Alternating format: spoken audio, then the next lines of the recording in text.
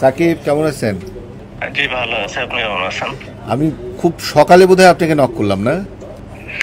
সকাল তাও তো 8টা বেজে গেছে। এই দলে সাকিব থাকলে আমরা কনফিডেন্টলি মাঠে নামতে পারতাম, এরকম একটা অনুভূতি তো আমাদের কাজ করে। না রে ভাই, যখন এগুলোর সময়ের সাথে সাথে সবই ঠিক হয়ে যায়। সাকিব থাকলে এই হইতো, সাকিব থাকলে ওই হইতো, কিন্তু আপনার কি এমনিতে? না, আমার কাছে এরকম কিছু মনে হয় না। এখন যারা আছে তারা আগে থেকে আরো অনেক ভালো প্লেয়ার। মেবি একটু সময় লাগবে, সবাই ভালো করবে বলে আমি আশা করি। কিন্তু বাংলাদেশের পরিস্থিতি তো আপনি কারণ জানেন।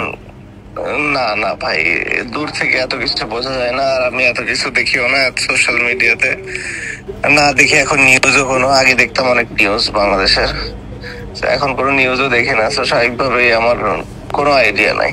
যাদের সাথে খেলেছেন বা পলিটিক্যাল কারণে যাদের সাথে পরিচয় ঘটেছে, তাদের কেউ কেউ তো অবশ্যই আপনার সাথে যোগাযোগ রাখে বা করে। না, অনেকের সাথে কথা হবে না কেন? খুবই সামান্য যদি উঠে, মেবি 2-1টা কথা, এর থেকে বেশি না।